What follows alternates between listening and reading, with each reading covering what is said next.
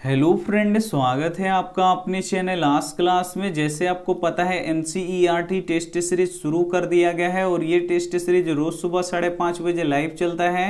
तो रोज सुबह 5:30 बजे लाइव आप हमसे जुड़ के अपना टेस्ट दे सकते हैं। और आज की इस वीडियो में एनसीईआरटी बुक से 30 महत्वपूर्ण ऑब्जेक्टिव प्रश्न लिया गया है जो सभी विषयों का है। और ये जो 30 ऑब्जेक्टिव प्रश्न है ये बोर्ड परीक्षा 2021 के लिए काफी महत्वपूर्ण है। तो प्लीज आप लोग वीडियो को शुरू से लेकर अंत तक देखिए और लास्ट में आप हमें कमेंट करके बताइएगा कि आप 30 प्रश्नों में से कितना सही कर पाए हैं। चैनल को सब्सक्राइब नहीं किए हैं तो चैनल को सब्सक्राइब कर लीजिएगा, साथ में बेल आइकन को ऑल पे दबा लीजिएगा ताकि जब भी क्लास हो तो आपके पास नोटिफिकेशन पहुंचता रहे। तो आइए शुरू करते हैं पहले नंबर प्रश्न से। पहला नंबर प्रश्न है कि अंगूर में कौन सा अम्ल पाया जाता है। काफी महत्वपूर्ण प्रश्न है ये कि अंगूर में कौन सा अम्ल पाया जाता है। ए ऑप्शन है टार्टरिक अम्ल, बी ऑप्शन है ऑक्जेलिक अम्ल, सी ऑप्शन है सिट्रिक अम्ल, डी ऑप्शन है यहाँ पे फॉर्मिक अम्ल। तो यहाँ पे आपको बताना है कि अंगूर में कौन सा अम्ल पाया जाता है। तो अंगूर में टार्टरिक अम्ल पाया जाता है, इसे आपको याद रखना है। यानी यहाँ पे ए ऑप्शन क्या हो जाएगा, यहाँ पे बिल्कुल ही सही हो जाएगा। और टमाटर में कौन सा अम्ल पाया जाता है तो ऑक्जेलिक अम्ल पाया जाता है, इसे आपको याद रखना है। नींबू और संतरे में कौन सा अम्ल पाया जाता है तो सिट्रिक अम्ल पाया जाता है, इसे भी आपको याद रखना है। और चींटियों में कौन सा अम्ल पाया जाता है तो फॉर्मिक अम्ल पाया जाता है, तो इसे भी साथ में आपको याद रखना है। आइए देखते हैं अगला प्रश्न,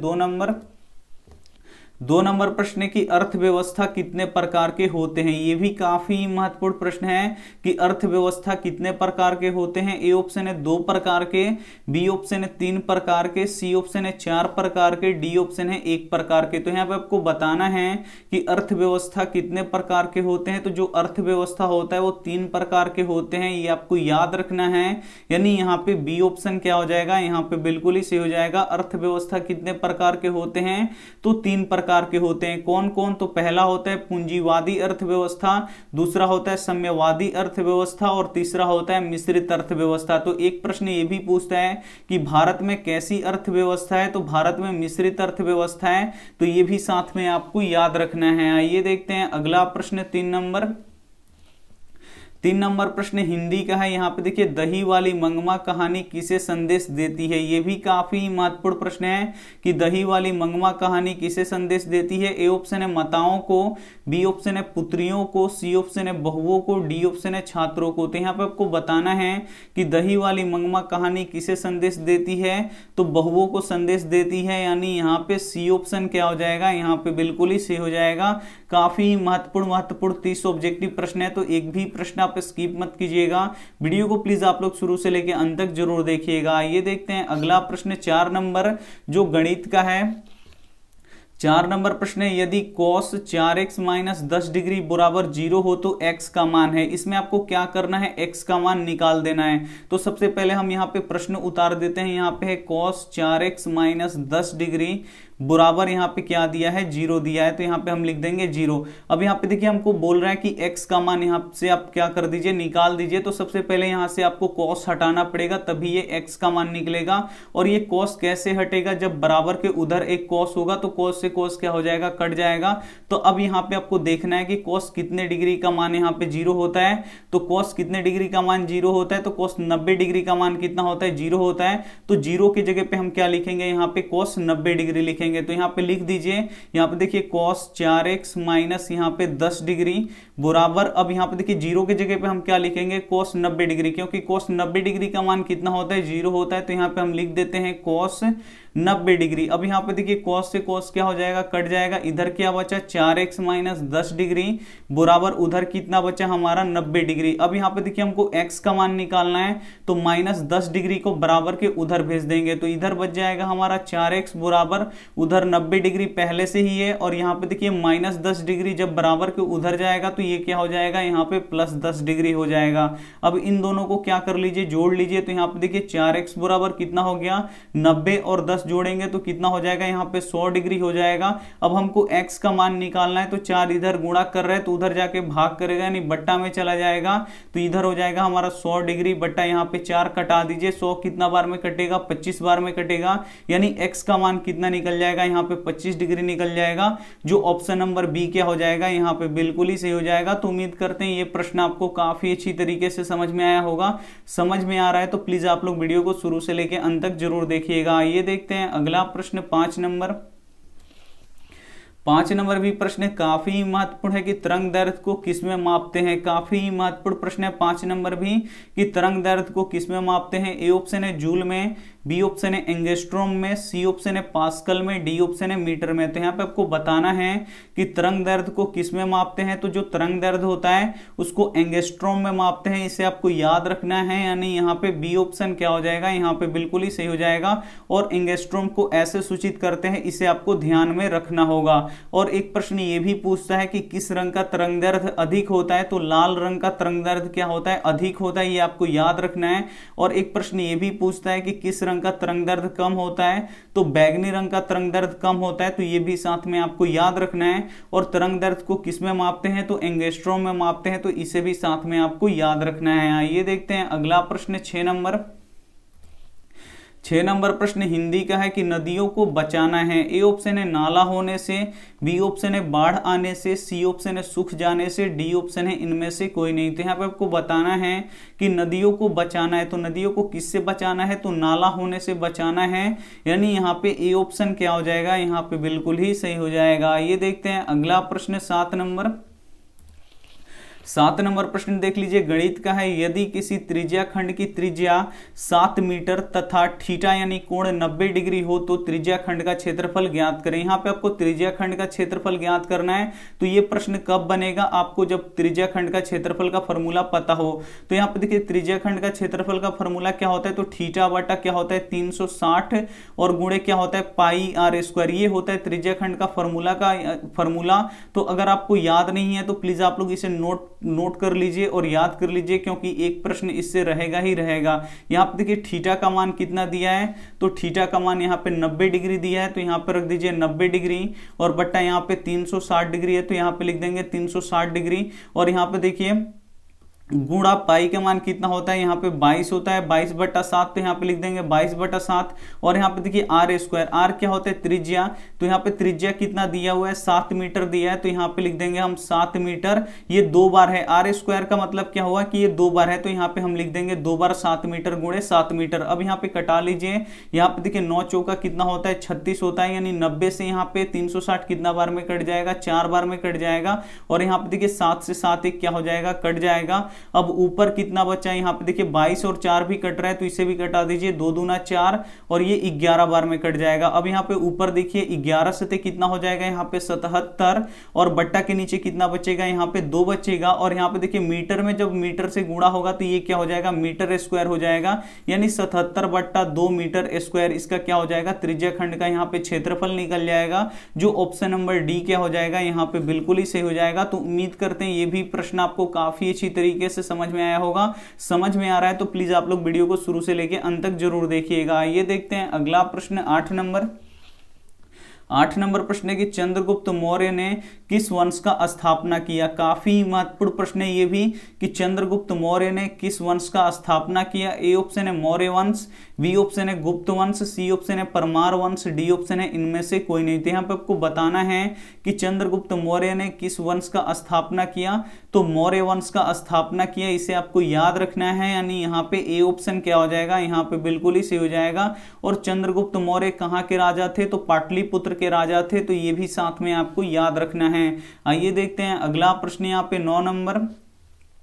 9 नंबर भी प्रश्न यहाँ पे देखिए गणित का है कि समीकरण x² - 9 = 0 हो तो शून्य ज्ञात करें। इस समीकरण का आपको क्या करना है, शून्य ज्ञात करना है। तो सबसे पहले जो प्रश्न दिया है उसको लिख दीजिए, x² - 9 = 0 दिया है, तो बोल रहा है इसका शून्य ज्ञात करें। तो इसका x का मान आपको क्या करना है, निकालना है। तो सबसे पहले देखिए यहाँ पे -9 है, तो इसे बराबर के उधर भेज दीजिए। जब -9 बराबर के उधर जाएगा तो क्या हो जाएगा, +9 हो जाएगा। तो इधर बचेगा x² और उधर क्या हो जाएगा हमारा +9 हो जाएगा। अब यहाँ पे देखिए हमको x का मान निकालना है, लेकिन यहाँ पे x स्क्वायर है तो स्क्वायर को भी क्या कर दीजिए, बराबर के उधर भेज दीजिए। तो x स्क्वायर जब बराबर के उधर जाता है तो क्या हो जाता है, ये रूट हो जाता है, तो यहाँ पे हो जाएगा √9। अब यहाँ पे देखिए जो रूट होता है वो प्लस माइनस दोनों में होता है, यानी x बराबर अब हो गया यहाँ पे 9 का वर्गमूल कितना होगा, यहाँ पे 3 होगा, तो प्लस माइनस कितना होगा, यहाँ पे 3 होगा इसका, और x का मान यहाँ पे 2 निकलेगा, एक x बराबर यहाँ पे +3 निकलेगा, और x बराबर एक कितना निकलेगा, यहाँ पे -3 निकलेगा, क्योंकि जो रूट से निकलता है वो प्लस माइनस दोनों में होता है, यानी यहाँ पे 3 और यहाँ पे कोमा -3, ये क्या हो जाएगा, यहाँ पे इसका शून्यक होगा। जो ऑप्शन नंबर बी क्या हो जाएगा, यहाँ पे बिल्कुल ही सही हो जाएगा। तो उम्मीद करते हैं ये भी प्रश्न आपको काफी अच्छी तरीके से समझ में आया होगा। आइए देखते हैं अगला प्रश्न यहाँ पे 10 नंबर प्रश्न है कि मनुष्य के दांतों की सबसे ऊपरी परत क्या है। ये भी काफी महत्वपूर्ण प्रश्न है कि मनुष्य के दांतों की सबसे ऊपरी परत क्या है। ए ऑप्शन है डेंटाइन, बी ऑप्शन है इनामेल, सी ऑप्शन है मज्जा गुहा, डी ऑप्शन है अस्थि। तो यहाँ पे आपको बताना है कि मनुष्य के दांतों की सबसे ऊपरी परत क्या है, तो इसे हम लोग इनामेल कहते हैं। ये इनामेल है, और जो इनामेल होता है वो शरीर की सबसे मजबूत पार्ट होता है, तो ये भी आपको साथ में याद रखना है। और जो मनुष्य का दांत होता है वो कितना होता है, तो 32 होता है, इसे आपको याद रखना है। और दूध का दांत कितना होता है, 20 होता है, तो इसे भी आपको यहाँ पे याद रखना है। दूध का दांत क्या होता है, जो बचपन में हमारे दांत टूटे होते हैं वही होता है दूध का दांत। आइए देखते हैं अगला प्रश्न यहाँ पे 11 नंबर प्रश्न हिंदी का है कि देवी का जागरण कहाँ हुआ। ये भी काफी महत्वपूर्ण प्रश्न है कि देवी का जागरण कहाँ हुआ। ए ऑप्शन है गरीब बस्तियों में, बी ऑप्शन है मंदिरों में, सी ऑप्शन है शहरों में, डी ऑप्शन है गांव में। तो यहाँ पे आपको बताना है कि देवी का जागरण कहाँ हुआ, तो देवी का जागरण गरीब बस्तियों में हुआ, यानी यहाँ पे ए ऑप्शन क्या हो जाएगा, यहाँ पे बिल्कुल ही सही हो जाएगा। ये देखते हैं अगला प्रश्न 12 नंबर भी प्रश्न काफी महत्वपूर्ण है कि भारतीय रिजर्व बैंक की स्थापना कब हुआ था। काफी महत्वपूर्ण प्रश्न है कि भारतीय रिजर्व बैंक की स्थापना कब हुआ था। ए ऑप्शन है 1934 ईस्वी में, बी ऑप्शन है 1939 ईस्वी में, सी ऑप्शन है 1935 ईस्वी में, डी ऑप्शन है 1951 ईस्वी में। तो यहाँ पे आपको बताना है कि भारतीय रिजर्व बैंक की स्थापना कब हुआ था, तो 1 अप्रैल 1935 को हुआ था, इसे आपको याद रखना है, यानी यहाँ पे सी ऑप्शन क्या हो जाएगा, यहाँ पे बिल्कुल ही सही हो जाएगा। काफी महत्वपूर्ण प्रश्न है, तो एक भी प्रश्न आप स्किप मत कीजिएगा। वीडियो को प्लीज आप लोग शुरू से लेकर अंत तक जरूर देखिएगा। और रिजर्व बैंक ऑफ इंडिया का मुख्यालय कहाँ है, तो मुंबई में है, तो इसे भी साथ में आपको याद रखना है। आइए देखते हैं अगला प्रश्न यहाँ पे 13 नंबर जो गणित का है। 13 नंबर प्रश्न देख लीजिए कि दो संख्याओं का मौसा 15 तथा लौसा 300 है। यदि पहली संख्या 50 है तो दूसरी संख्या ज्ञात करें। तो यहाँ पे आपको दूसरी संख्या निकालना है, तो इसके लिए फॉर्मूला क्या होता है, तो यहाँ पे देखिए हम लिखते हैं पहली संख्या गुणे दूसरी संख्या बराबर क्या होता है, लौसा, और गुणे क्या होता है, मौसा होता है। अगर आपको नहीं पता है ये फॉर्मूला तो प्लीज आप लोग लिख के अभी से भी याद कर लीजिए, ताकि आपका नंबर काफी अच्छा है।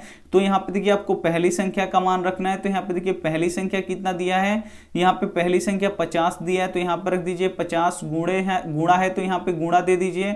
उसके बाद यहाँ पे देखिए दूसरी संख्या, तो दूसरी संख्या हमको निकालना है, नहीं पता है तो इसको वैसे ही छोड़ दीजिए। लौसा कितना दिया है, तो यहाँ पे आप लोग देख सकते हैं 300, तो यहाँ पे लौसा की जगह पे 300 रख दीजिए। गुणा है तो गुणा, और मौसा आप लोग देख सकते हैं 15 है, तो यहाँ पे लिख दीजिए 15। अब आपको ये दूसरी संख्या निकालना है, तो इसमें 50 इधर गुणा कर रहे हैं, तो इधर आके क्या करेगा, भाग करेगा, यानी इधर बच जाएगा केवल दूसरी संख्या बराबर इधर हो जाएगा हमारा 300 गुणे 15, और बट्टा के नीचे कितना आ जाएगा, यहाँ पे 50 आ जाएगा। एक जीरो से एक जीरो कट जाएगा, 5 6 के 30, 6 बार में कट जाएगा। दूसरी संख्या बराबर कितना हो जाएगा, यहाँ पे देखिए 6 गुणे 15, तो यहाँ पे देखिए 15 छक्का कितना होता है, यहाँ पे 90 होता है, यानी दूसरी संख्या हमारा कितना निकलेगा, 90 निकलेगा। यानी यहाँ पे बी ऑप्शन क्या हो जाएगा, यहाँ पे बिल्कुल ही सही हो जाएगा। एक प्रश्न ऐसा बोर्ड परीक्षा में आपको देखने को जरूर मिलेगा, 100% मिलेगा, तो ये फॉर्मूला आपको यहाँ पे याद होना चाहिए। तो उम्मीद करते हैं ये भी प्रश्न आपको काफी अच्छी तरीके से समझ में आया होगा। आइए देखते हैं अगला प्रश्न 14 नंबर प्रश्न है कि उगते सूरज के देश किस देश को कहा जाता है। काफी महत्वपूर्ण प्रश्न है कि यहाँ पे देखिए उगते सूरज का देश किस देश को कहते हैं। ए ऑप्शन है भारत को, बी ऑप्शन है श्रीलंका को, सी ऑप्शन है नेपाल को, डी ऑप्शन है जापान को। तो उगते सूरज के देश किस देश को कहा जाता है, तो जापान को कहा जाता है, क्योंकि जापान में सबसे पहले सूर्योदय होता है, यानी यहाँ पे डी ऑप्शन क्या हो जाएगा, यहाँ पे बिल्कुल ही सही हो जाएगा। ये देखते हैं अगला प्रश्न 15 नंबर। 15 नंबर भी प्रश्न काफी महत्वपूर्ण है कि बल का एसआई मात्रक क्या होता है। काफी महत्वपूर्ण प्रश्न है कि बल का एसआई मात्रक क्या होता है। ए ऑप्शन है केल्विन, बी ऑप्शन है न्यूटन, सी ऑप्शन है बोल्ट, डी ऑप्शन है कूलाम। तो यहाँ पे आपको बताना है कि बल का एसआई मात्रक क्या होता है। तो बल का एसआई मात्रक क्या होता है, न्यूटन होता है, इसे आपको याद रखना है। यानी यहाँ पे बी ऑप्शन क्या हो जाएगा, यहाँ पे बिल्कुल ही सही हो जाएगा। और ताप का एसआई मात्रक क्या होता है, तो केल्विन होता है, इसे आपको याद रखना है। विद्युत विभव या विभवांतर, उसका एसआई मात्रक क्या होता है, दोनों का ही एसआई मात्रक क्या होता है, वोल्ट होता है। और विद्युत आवेश का एसआई मात्रक क्या होता है, तो कूलाम्ब होता है। तो इसे भी साथ में आपको याद रखना है। आइए देखते हैं अगला प्रश्न 16 नंबर। 16 नंबर भी प्रश्न काफी महत्वपूर्ण है कि भारत ने अपना संविधान को कब अपनाया। काफी महत्वपूर्ण प्रश्न है कि भारत ने अपने संविधान को कब अपनाया। ए ऑप्शन है 15 अगस्त 1947 को, बी ऑप्शन है 26 जनवरी 1950 को, सी ऑप्शन है 24 जनवरी 1950 को, डी ऑप्शन है इनमें से कोई नहीं। यहाँ पे आपको बताना है कि भारत ने अपना संविधान कब अपनाया। तो ये 26 जनवरी 1950 को अपनाया, ये आपको याद रखना है। यानी यहाँ पे बी ऑप्शन क्या हो जाएगा, यहाँ पे बिल्कुल ही सही हो जाएगा। जो भारतीय संविधान है वो लिखित संविधान है। और भारतीय संविधान को किसने लिखा है, तो बाबा साहेब भीमराव अंबेडकर ने लिखा है। और कितने दिनों में लिखा है, तो 2 वर्ष 11 महीना 18 दिन में लिखा है। तो ये भी साथ में आपको याद रखना है। आइए देखते हैं अगला प्रश्न 17 नंबर। 17 नंबर प्रश्न है कि 172 दारिश नामक सोने के सिक्के का घड़ा कहाँ मिला था। काफी महत्वपूर्ण प्रश्न है। ए ऑप्शन है दिल्ली में, बी ऑप्शन है गांधीनगर में, सी ऑप्शन है बनारसी में, डी ऑप्शन है श्रीनगर में। तो यहाँ पे आपको बताना है कि 172 दारिश नामक सोने के सिक्के का घड़ा कहाँ मिला था। तो ये बनारस में मिला था, ये आपको याद रखना है। यानी यहाँ पे सी ऑप्शन क्या हो जाएगा, यहाँ पे बिल्कुल ही सही हो जाएगा। और उस समय भारत का यहाँ पे गवर्नर जनरल कौन था, तो वो कौन था, वारेन हेस्टिंग्स था। उस समय कौन यहाँ पे भारत का गवर्नर जनरल था, तो वारेन हेस्टिंग्स था। तो ये भी आपको साथ में याद रखना है। आइए देखते हैं अगला प्रश्न यहाँ पे 18 नंबर जो गणित का है। यहाँ पे देखिए 18 नंबर प्रश्न है कि इस समीकरण निकाय का एक भी हल नहीं है तो के का मान ज्ञात करें। बोल रहा है कि ये जो 2 समीकरण दिया है इसका कोई भी हल नहीं है। तो यहाँ पे जो के का मान आपको क्या करना है, जो ये के है इसका मान आपको निकाल देना है। तो यहाँ पे देखिए बोल रहा है कि इस समीकरण निकाय का एक भी हल नहीं है। तो यहाँ पे देखिए कोई हल नहीं होता है। तो यहाँ पे समीकरण कैसे बनता है, तो a1 बटा a2 बराबर b1 बटा b2 और बराबर नहीं क्या होता है यहाँ पे c1 बटा c2। अब आपको यहाँ पे a1 का मान रख देना है, a2 का मान रख देना है, b1 का मान रख देना है, b2 का मान रख देना है और यहाँ पे c1 और यहाँ पे c2 का मान रख देना है। तो ये पहला समीकरण है। जो x में गुणा करता है वो a1 और जो y में गुणा करता है वो b1 और जिसमें x y कुछ भी नहीं होता है वो होता है c1। और दूसरे समीकरण में जो x में गुणा करता है वो a2 और जो y में गुणा करता है वो b2 और जिसमें x y कुछ भी नहीं होता है वो क्या होता है c2। तो यहाँ पे a1 का मान देख लीजिए, x में क्या गुणा कर रहा है, कुछ भी नहीं कर रहा है। जहाँ पे कुछ भी नहीं होता है वहां पे 1 होता है। और a2 का मान यहाँ पे कितना है आप लोग देख सकते हैं 5 है। तो यहाँ पर रख दीजिए 5 बराबर है, तो बराबर b1 का मान यहाँ पे आप लोग देख सकते हैं 2 है। तो यहाँ पर रख दीजिए 2 और b2 का मान यहाँ पे क्या है, k है। y में कौन गुणा कर रहा है, k कर रहा है। यानी यहाँ पे हो गया k और यहाँ पे है बराबर नहीं। c1 का मान कितना है यहाँ पे -1 है, तो -1 और c2 का मान कितना है यहाँ पे आप लोग देख सकते हैं 7 है। तो यहाँ पे 7। यहाँ पे देखिए के बराबर में ही सब दिया है, यहाँ पे बराबर नहीं में कोई भी मान यहाँ पे नहीं दिया है तो वो नहीं लेंगे। यहाँ पे सब दिया है के बराबर 10, के बराबर 6, के बराबर 3 और यहाँ पे के बराबर 1। तो यहाँ पे ये वाला हम नहीं लेंगे क्योंकि इसके बीच में बराबर नहीं है। तो जो भी आंसर निकलेगा वो बराबर नहीं में निकलेगा। लेकिन जब हम ये वाला लेंगे तो इसमें देख लीजिए बराबर वाला निकलेगा और यहाँ पे बराबर वाला ही आंसर दिया है। तो हम पहला वाला लेंगे 1/5 बराबर 2/k। इसी को हम क्या करेंगे, बराबर करेंगे। अब यहाँ पे तिरछा तिरछी गुणा करेंगे यानी क्रॉस मल्टीप्लाई करेंगे। के में 1 से गुणा होगा तो के और यहाँ पे देखिए 5 दूना कितना हो जाएगा यहाँ पे 10। के का मान कितना निकल जाएगा, 10 निकल जाएगा। जो ऑप्शन नंबर ए क्या हो जाएगा यहाँ पे बिल्कुल ही सही हो जाएगा। ये देखते हैं अगला प्रश्न यहाँ पे 19 नंबर प्रश्न है कि प्रशंसा का विलोम क्या होगा। यहाँ पे आपको बताना है कि प्रशंसा का विलोम क्या होगा यानी उल्टा क्या होगा। ए ऑप्शन है निंदा, बी ऑप्शन है बड़ाई, सी ऑप्शन है यहाँ पे सराहना, डी ऑप्शन है इनमें से कोई नहीं। तो यहाँ पे आपको बताना है कि प्रशंसा का विलोम यानी उल्टा क्या होगा, तो निंदा होगा, इसे आपको याद रखना है। यानी यहाँ पे ए ऑप्शन क्या हो जाएगा, यहाँ पे बिल्कुल ही सही हो जाएगा। ये देखते हैं अगला प्रश्न 20 नंबर प्रश्न है कि मृगमरीचिका किस परिघटना के कारण से बनता है। यहाँ पे आपको बताना है कि मृगमरीचिका किस परिघटना के कारण से बनता है। ए ऑप्शन है प्रकाश के यहाँ पे परावर्तन के कारण, बी ऑप्शन है अपवर्तन के कारण, सी ऑप्शन है वर्ण विक्षेपण के कारण, डी ऑप्शन है प्रकाश के पूर्ण आंतरिक परावर्तन के कारण।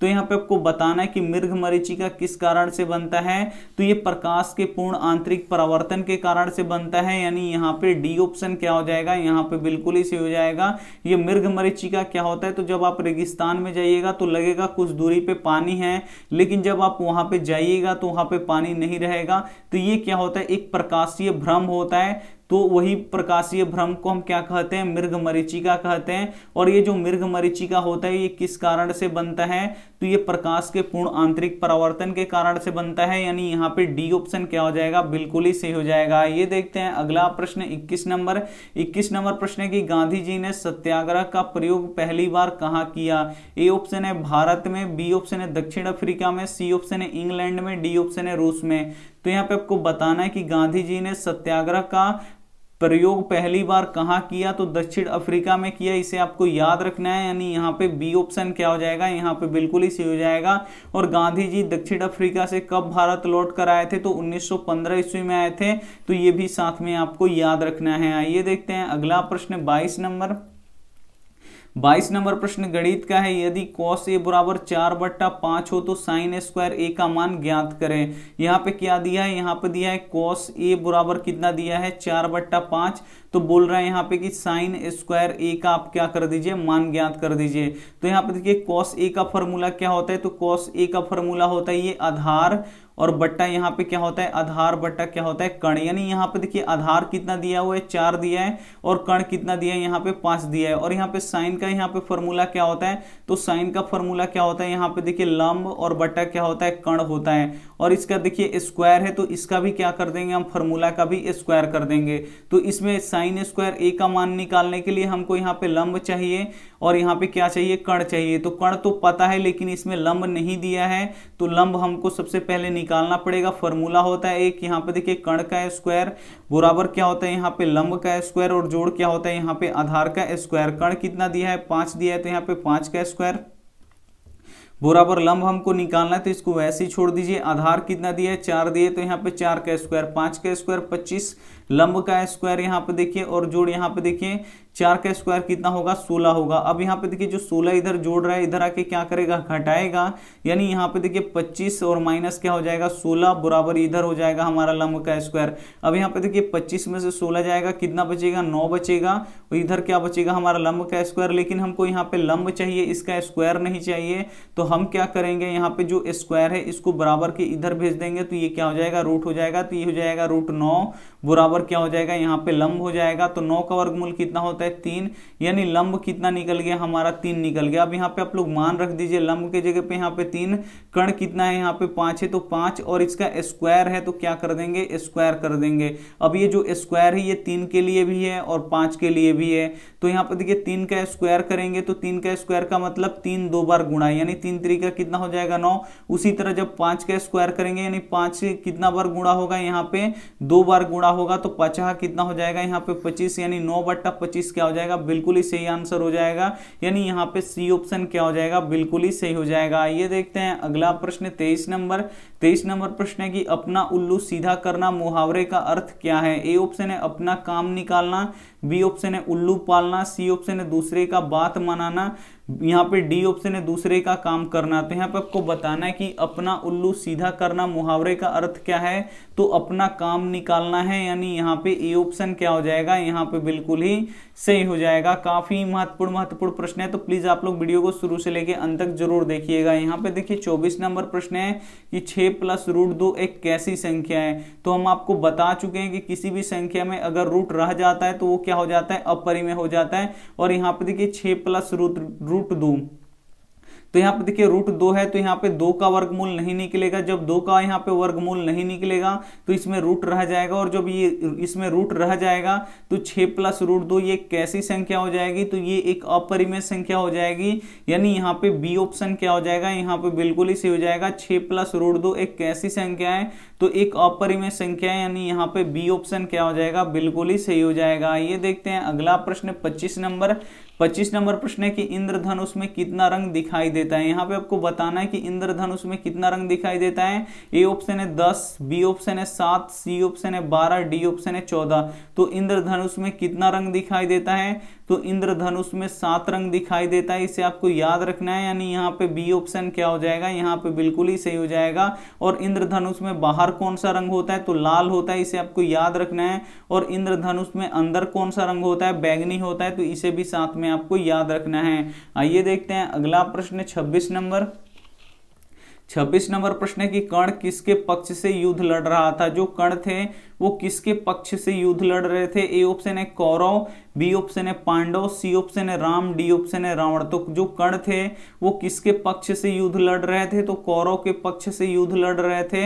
यानी यहाँ पे ए ऑप्शन क्या हो जाएगा, यहाँ पे बिल्कुल ही सही हो जाएगा। और जो कृष्ण भगवान थे वो किसके तरफ थे, तो वो पांडव के तरफ थे। तो ये भी साथ में आपको याद रखना है। आइए देखते हैं अगला प्रश्न 27 नंबर प्रश्न है कि कांजीरंगा राष्ट्रीय उद्यान कहाँ स्थित है। यहाँ पे आपको बताना है कि कांजीरंगा राष्ट्रीय उद्यान कहाँ स्थित है। ए ऑप्शन है मध्य प्रदेश में, बी ऑप्शन है हिमाचल प्रदेश में, सी ऑप्शन है गुजरात में, डी ऑप्शन है असम में। तो यहाँ पे आपको बताना है कि कांजीरंगा राष्ट्रीय उद्यान कहाँ स्थित है, तो ये असम में स्थित है, इसे आपको याद रखना है। यानी यहाँ पे डी ऑप्शन क्या हो जाएगा, यहाँ पे बिल्कुल ही सही हो जाएगा। ये देखते हैं अगला प्रश्न 28 नंबर प्रश्न है यदि घन की एक भुजा 3 सेंटीमीटर हो तो आयतन ज्ञात करें। यहाँ पे देखिए घन का आयतन निकालना है, जिसके लिए भुजा कितना दिया है, 3 सेंटीमीटर दिया है। तो घन का आयतन का फॉर्मूला क्या होता है, तो ये होता है भुजा क्यू, यानी भुजा का क्यू ये क्या होता है, घन का यहाँ पे आयतन का फॉर्मूला होता है। तो भुजा कितना दिया है 3 सेंटीमीटर, तो यहाँ पे लिख दीजिए 3 सेंटीमीटर, और इसका क्यूब है तो क्या कर दीजिए, क्यूब कर दीजिए। अब यहाँ पे देखिए 3 सेंटीमीटर का यहाँ पे क्या है, क्यूब है, यानी 3 सेंटीमीटर 3 बार गुणा होगा। तो यहाँ पे कर दीजिए 3 सेंटीमीटर गुणे यहाँ पे लिख देंगे 3 सेंटीमीटर गुणे यहाँ पे लिख देंगे यहाँ पे 3 सेंटीमीटर। अब अंक वाले अंक में गुणा कर लीजिए, 3 3 का 9 और 9 3 कितना हो जाएगा यहाँ पे 27, और सेंटीमीटर में सेंटीमीटर से गुणा होगा तो सेंटीमीटर स्क्वायर, और सेंटीमीटर स्क्वायर में सेंटीमीटर से गुणा होगा तो ये हो जाएगा सेंटीमीटर क्यूब। यानी कितना निकल जाएगा हमारा 27 सेंटीमीटर क्यूब। यानी यहाँ पे सी वाला ऑप्शन क्या हो जाएगा, यहाँ पे बिल्कुल ही सी हो जाएगा। तो उम्मीद करते हैं ये भी प्रश्न आपको काफी अच्छी तरीके से समझ में आया होगा। आइए देखते हैं अगला प्रश्न यहाँ पे 29 नंबर प्रश्न देख लीजिए, काफी महत्वपूर्ण है कि रबड़ की खेती भारत के किस राज्य में की जाती है। यहाँ पे आपको बताना है कि रबड़ की खेती भारत के किस राज्य में की जाती है। ए ऑप्शन है केरल में, बी ऑप्शन है गुजरात में, सी ऑप्शन है आंध्र प्रदेश में, डी ऑप्शन है छत्तीसगढ़ में। तो रबड़ की खेती भारत के किस राज्य में किया जाता है, तो केरल में किया जाता है, इसे आपको याद रखना है। यानी यहाँ पे ए ऑप्शन क्या हो जाएगा, यहाँ पे बिल्कुल ही सही हो जाएगा। आइए देखते हैं अगला प्रश्न यहाँ पे 30 नंबर और अंतिम प्रश्न 30 नंबर प्रश्न है कि उदासीनीकरण की क्रिया में क्या बनता है। ए ऑप्शन है अम्ल, बी ऑप्शन है लवण, सी ऑप्शन है भस्म, डी ऑप्शन है लवण एवं जल। तो यहाँ पे आपको बताना है कि उदासीनीकरण अभिक्रिया में क्या बनता है, तो लवण और यहाँ पे जल बनता है, ये आपको याद रखना है। और उदासीनीकरण अभिक्रिया किसे कहते हैं, तो जब अम्ल और भस्म आपस में अभिक्रिया करके लवण और जल का निर्माण करता है उसे ही क्या कहते हैं, उदासीनीकरण अभिक्रिया कहते हैं। तो उम्मीद करते हैं ये भी प्रश्न आपको काफी अच्छी तरीके से समझ में आया होगा। और यहाँ पे देखिए हमारा 30 ऑब्जेक्टिव प्रश्न खत्म हो गया। तो अब आप हमें कमेंट करके बता दीजिए कि आपका 30 प्रश्नों में से कितना सही हुआ है। हम आपका यहाँ पे कमेंट का जवाब जरूर देंगे। और यहाँ पे देख लीजिए आप लोग होमवर्क प्रश्न यहाँ पे देखिए, रॉकेट में कौन सा ईंधन का प्रयोग होता है। यहाँ पे आपको बताना है कि रॉकेट में कौन सा ईंधन का प्रयोग होता है। ए ऑप्शन है हाइड्रोजन, बी ऑप्शन है कोयला, सी ऑप्शन है डीजल, डी ऑप्शन है केरोसिन। तो यहाँ पे आपको बताना है कि रॉकेट में कौन सा ईंधन का प्रयोग होता है। और जो भी ऑप्शन आपको सही लगे वो आप हमें क्या कर दीजिएगा, कॉमेंट कर दीजिएगा। और यहाँ पे देखिए वीडियो को लाइक नहीं किए तो प्लीज आप लोग वीडियो को दिल से लाइक कीजिएगा, अपने दोस्तों के पास इस वीडियो को जरूर शेयर कीजिएगा। चैनल को सब्सक्राइब नहीं किए तो चैनल को सब्सक्राइब करके साथ में बेल आइकन को ऑल पे दबा लीजिएगा, ताकि जब भी क्लास हो तो आपके पास नोटिफिकेशन पहुंचता रहे। थैंक यू फॉर वॉचिंग, मिलते हैं अगली वीडियो में, तब तक अपना ध्यान रखिए, मन लगा के पढ़ाई कीजिए। Take care and bye.